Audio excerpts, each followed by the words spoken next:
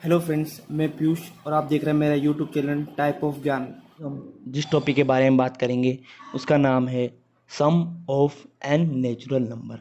Some of n natural number मतलब होता है कि जो यूज़र हमें मैसेज देगा, एन की वैल्यू बताएगा, उन सब का पहले से एडिशन होगा, उसको ही सम ऑफ एन नेचुरल नंबर बोलते हैं।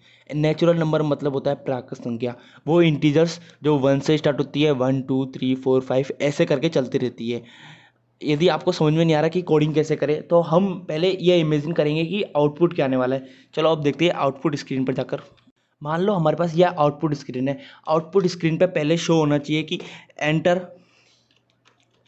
वैल्यू ऑफ एन, ये शो होना चाहिए। फिर यूज़र हमें कोई भी वैल्यू एंटर कराएगा।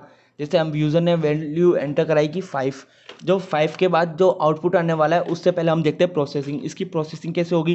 जैसे सम ऑफ का मतलब है कि जो वैल्यू स्टोर कराएगा उसकी पहले से लेकर 5 तक की वैल्यू को ऐड कर देंगे।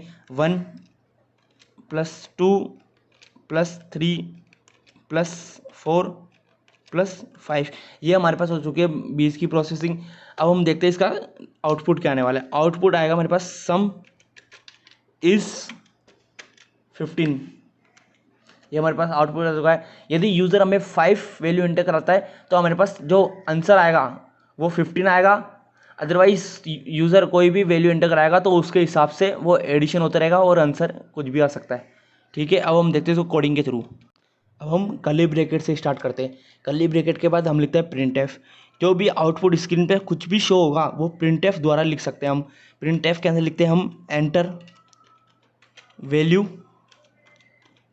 ऑफ एन, ये हमें आउटपुट लिख दिया। ठीक है, फिर स्कैनएफ लिखते हैं। जो भी यूज़र हमें वैल्यू देगा वो कहाँ पर स्टोर होगी? स्कैनएफ के अंदर स्टोर होगी। तो हम स्कैनएफ लिखते हैं। ये हमारे पास स्कैनएफ लिख दिया हमने। स्कैनएफ के अंदर हम लिखते हैं %d। ठीक है, %d लिख दिया। फिर एड्रेस। एड्रेस के बाद हम कोई भी वैल्यू डिक्लेयर कराते हैं जिसके अंदर यूज़र हमें मैसेज देगा तो वो उसके अंदर स्टोर हो जाएगी। जैसे हम n वैल्यू स्टोर कराते हैं। ठीक है, ये दे दिया n। अब हमारे पास यहाँ n दे दिया तो हमें n टाइप का वेरिएबल डिक्लेयर कराना पड़ेगा।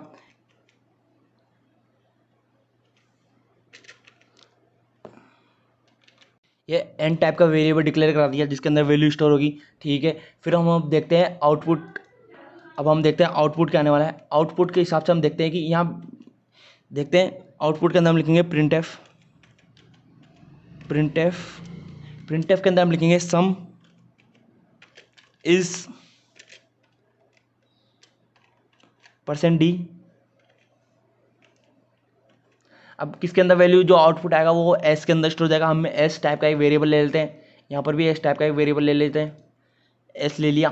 ठीक है, अब हम इसमें कोमा सेमीकोलन लगाते हैं। सेमीकोलन के बाद हम लगाते हैं get C H. Get C H लगा देते हैं। अब हम ये प्रोग्राम हो चुका है, बस यहाँ तक। ये बीच की प्रोसेसिंग क्या होगी ये हम देखते हैं आउटपुट स्क्रीन पर। हम देखते हैं इसके अंदर कि यूज़र हमें बताया है कि n की वैल्यू जो होगी वो 5 होगी। ठीक है, n की वैल्यू 5 मान ली तो जो प्रोसेसिंग होगी वो कैसे होगी? 1 + 2 + 3 + 4 + 5, ये प्रोसेसिंग होगी। ठीक है, अब हम देखते हैं ये प्रोसेसिंग कैसे होगी। हम s कोई भी वेरिएबल मान रखा है, s = s + 1, s = s + 2, s = s + 3, s = s + 4, s = s + 5, ऐसे करके हम लिख सकते हैं। यूज़र हमें 5 तक वैल्यू एंटर कराने के बोल रहा है, इसलिए हम यहाँ पर भी 5 तक ही ले रहे हैं। यूज़र हमें ज़्यादा बोलता तो हम 6 तक भी ले सकते, 7 तक भी ले सकते, जितनी बोलता उतनी ले सकते थे, है ना। अब हम ये लूप बार बार में चल रहा है, रिपीट होने के कारण हम लूप लगाते हैं। लूप के अंदर हम देखते हैं कि जो भी वैल्यू कैसे होगी कि s = s, ये सेम ही रिपीट हो रहा है, s = s + i, ये लूप के लिए चलेगा। अब हम देखते हैं कि जो ये इनिशियली में s दे रखा है वो = 0 होना चाहिए इनिशियली में, ये शर्त है हमारे पास। ठीक है, अब हम देखते हैं कोडिंग में। ये देखते हैं कोडिंग में s इज इक्वल टू 0 होना चाहिए। फिर हम देखते हैं लूप के लिए i लगाते हैं, ठीक है। फिर हम इसके अंदर लगाते हैं फॉर लूप, क्योंकि लूप चलेगा, फॉर लूप लगा दिया। फॉर लूप के अंदर हम लगाते हैं initialization part i is equal to 1, ठीक है। फिर i less than equal n, क्योंकि यूज़र ने अभी बताया नहीं कि n की वैल्यू क्या होगी, इसलिए हम n लिख देते हैं, ठीक है। फिर इंक्रीमेंट वाला पार्ट कि 1 प्लस होता रहेगा सारी वैल्यू में, 1 प्लस प्लस, ठीक है। अब हम एक और बीच की स्टेप देखते हैं। बीच की स्टेप पे हम देखते हैं कि s is equal to s plus I, ताकि जो वैल्यू है वो बार बार में रिपीट ना हो, ये एक कोडिंग के अंदर ही सारा हो जाए। अब हम देखते हैं इसको एग्जीक्यूट करा के। ये हमारे पास एग्जीक्यूट हो चुका है। हम इसके अंदर वैल्यू डालते हैं, जैसे मान लो हमने 5 वैल्यू डाली, 5 का जो सम होगा स्टार्टिंग से वो आ जाएगा आउटपुट स्क्रीन पे। आउटपुट स्क्रीन पे हमें शो हो रहा है कि सम इज़ 15। अब हम और भी डाल के देखते हैं। अब हम कोई भी वैल्यू डालते हैं, जैसे इसमें डाली 15 तक सम हो जाएगा। 15 का सम क्या होता है 120, सम इज़ 120, ठीक है। अभी आपको प्रोग्राम में कोई भी डिफिकल्टी हो तो कमेंट करके ज़रूर बताएं।